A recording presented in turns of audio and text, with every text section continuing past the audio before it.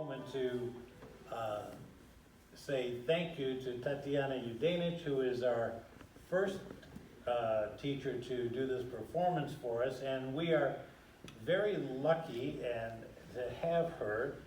Her resume goes on and on and on. So basically what I'm going to do is to have Tatiana tell us a little bit about herself, where you studied, and then what brought you here to the United States and to do this great teaching and put out these incredible students that you put out. Tell me just a little bit about your history. Well, it's a long story, but to make it short, we just came to Kansas City, and my husband Stanislav Udanich, he was a student at UMKC at first, and then our life started here, and I started teaching since then. And I mean, I started teaching since I was 18, actually. But in America, it was 23 years ago. And, well, we're having very good life here. Very good students, obviously, and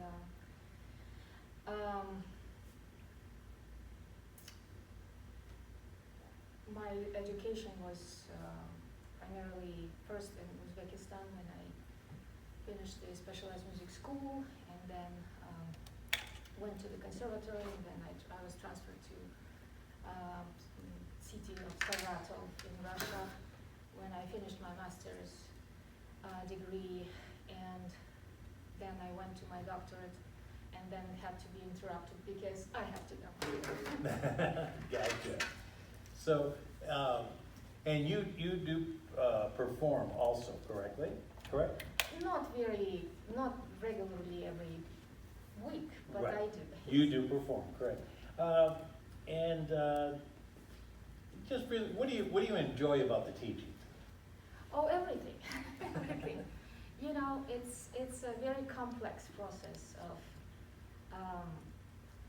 getting in contact with another heart, with another soul, and try to work with another person, a young person that is forming and trusting you and listening to you, and to deal with each individual situation to make things start to work, to make things start to improve, and at the same time the students would not lose the interest and keep working more intensively every time. Right, so a big thing is keeping the student motivated so that they Absolutely. do want to play. Absolutely. And they do want to put that hard work in that right. that they need to practice and dedicate their so much time exactly. to. So besides technically teaching them what to do, your job is to keep them pretty well motivated. Yes, and that's why I say it's not a simple process. It's very complicated and complex process, and that's what I enjoy. That's what you enjoy. That's great. And a little bit I've heard of your student today, and I'm going to go to him in just a minute. It has to be fun for you as a teacher to get students like this to work with that, oh my gosh, that have yes, the talent, I'm very happy, right? Yes. Well, Christian is actually quite a unique case because, you know, can you imagine 2.5 years and barely played, but his passion and of course talent, and he's amazingly smart and mature, I would say, for his age. Well, make me super happy. That's great. Yeah, it's when I read his bio, and again I will get into that shortly, but when I read his bio, I had to read it more than once to understand 2.5 years. But anyhow, how much time do you tell your students they should actually practice? Well, you know, when they're young, then I tell them, like, your portion is like such and such, like 1 hour, 2 hours, whatever. But then when they, if they are as passionate as Christian, I would never tell him how many hours right. he should practice. I should say, okay, don't practice too much. Make sure you rest in between your sessions. Make sure you eat well. Make sure. So, in this case, I just have to be careful not to let him play too much. Too much, right, Yes. because, yeah, you don't, there is a balance there, let's face it, there is a Absolutely. balance there. And when you get to the students that like this, that are passionate about playing, then they're going to, they're going to practice. So now you have to kind of get them into that right time frame for them. Absolutely. So Christian, let me ask you, again, we kind of mentioned this, that you've been playing 2.5 years, is that accurate? Correct. That is correct, Yes. okay. What brought you to the piano? Let me ask you that.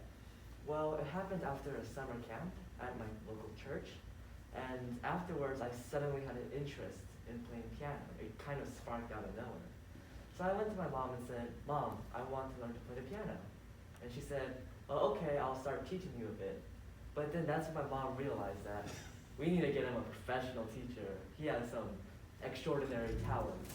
And then we met Tatiana Udenich, and then now we're here. So Tatiana was your first teacher, Correct. for piano? Yes. Right. And you play another instrument? Yes, I do. I played a cello. Uh-huh. Not as diligently as the piano, but I do play it. You do play it, okay. And so what is it, where do you see yourself in the next 4 or 5 years? Well, I would like to, of course, become a pianist, a musician, possibly go to music conservatory, and I'm also interested in other musician type of aspects such as composing. Uh-huh, okay. Have you studied much composing or anything in that? Not much. I Have am taking composition lessons from Dr. Robert Wyrick. Ah, yes, But the conservatory. Right now, the main priority is piano, of course. Again. And I guess I'm gonna ask you, how much time do you spend practicing? I'd say around 4 to 5 hours a day. 4 to 5 hours a day. Okay, this is. That was reduced by me. I said, don't play 6-7 hours. So this isn't the norm for students playing the piano, but this is how you become an accomplished player, is by really focusing on the piano. What school do you go to? I homeschool with my mom. You homeschool? She's my teacher. Ah, so that's okay. So that's how you have this opportunity also to spend extra time practicing. Yes, sir. Fantastic. And do you play on a grand or an upright? I play on a grand piano. On a grand style piano. Yeah, and there is a big difference from practicing on uprights and practicing on grands, and most people, I don't think, realize how different the two instruments really are. And if you're going to perform and you get to a grand piano, obviously you have everything at your fingertips, more or less. And what's your favorite style of music? My favorite style of music would have to be romantic music. Okay. And I also enjoy worship music as well. Oh, great. That's great. Great. Anybody else in the family perform? Yes, my mom and my brother do play the piano. Okay. My mom was a worship leader back in the church, so. Oh, great. So this is why, okay, so this is great, because you have more than one style of music, and obviously you have some competition within the house. Okay, let me just, who's the best player in your house? Mom is pointing to Christian. Okay, we'll leave it at that. It's, without, I don't, you're homeschooled, you spend a lot of time on the piano. What other activities do you have? Well, like I said, I do composing and cello. I also enjoy reading. I enjoy running. And I enjoy hanging out with my friends, especially at church. Gotcha. Well, that's great. If you don't mind, we'd like to ask you, to step up to the piano and give us your performance. And again, I want to remind anybody that is watching our Facebook program here today and having the opportunity to listen to Christian play, again, do share this with your friends so that they have the opportunity to hear this. And I don't think there's anything better than being able to be a young student and listening to another young student perform. It shows you what you can do if you do practice and put the work into it. And I don't care if it's piano or what it is, this is it takes a passion. But Christian, we're going to give you the piano.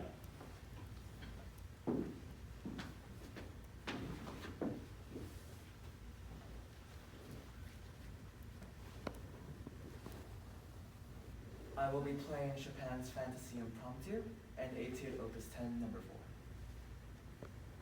4.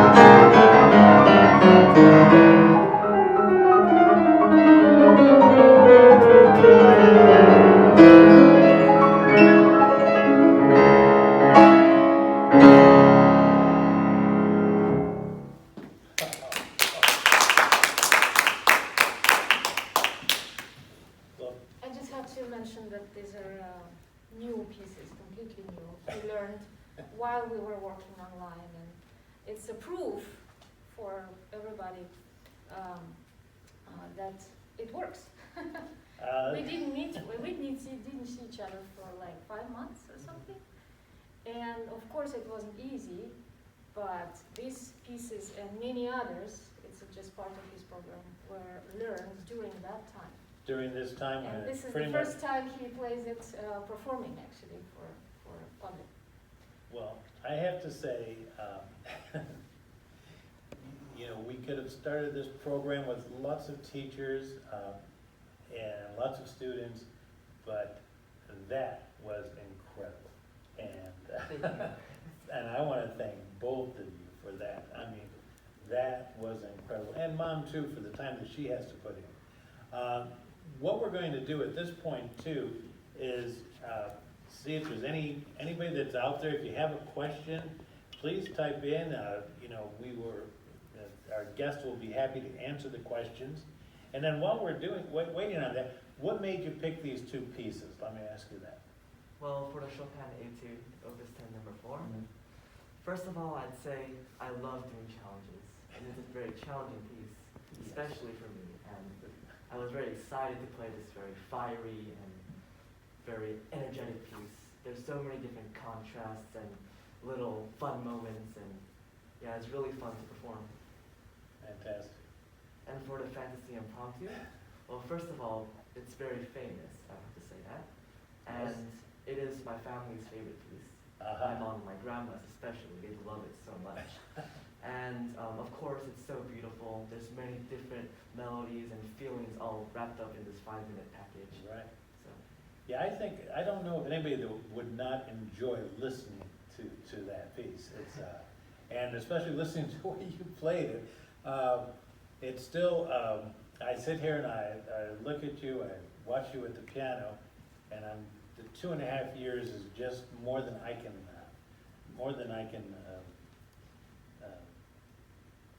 figure out. It's just, I was saying, how does one do this? But obviously it takes a couple of things. It does take a great teacher, and it takes the passion that you have. Yes? We just had a question come in. What do you look forward to working on? what do I look forward New to? challenges. Yes, of course. and I look forward to learning many different types of classical pieces. There's concertos, sonatas, so many different areas, and I'm looking forward to kind of expanding my repertoire and knowledge of classical music. Okay, any other questions coming in there, Harry? Not yet. Not yet. I have to say, it's, and you know, kind of said it before a little bit, it does take a lot. It takes a student that really does want to play. It takes a great teacher.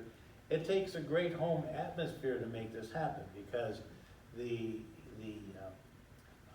being at home, your family has to support you, or else you're not going to really want to practice. So, I mean, and that is important. So many times I tell people, it's your job as a parent to support the student that is practicing, because practicing is not easy. Anybody that's been in music understands it is very difficult to practice. Everybody wants to play, nobody wants to practice.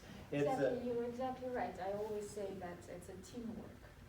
It is This teamwork. triangle, it should be always solid. The parents and student and teacher will all work together. Exactly. A child, especially very young, cannot endure the intensity and discipline, and steady progress comes from parents to organize their times at home and make their piano comfortable and consistent at home to provide this. It's so important. And of course, emotional support. And Joanna is extremely, it's like a role model for parents, because she's always supporting Christian with all his initiatives or habits, or hobbies. And of course, she provides a great atmosphere for practice at home. Here's a question that just came in. Yes. What are your favorite cello pieces to perform? Oh, my favorite cello pieces. Oh, that's interesting. I definitely say any Bach piece, really. I love Bach, especially on the cello. I think his cello suites are fantastic. I also like playing worship hymns on the cello. I think they sound amazing, especially with the deep vibrato and the deep sound the cello produces. And I have a question. If you've practiced 2 hours a day on piano, how many hours do you play the cello? 4 hours a day. Well, I play 4 hours on the piano. 4 hours on the piano? Yeah. Yes. Oh. For the cello, it's a little bit less, I'd say. Maybe every time I practice, maybe 45 minutes to an hour at a time.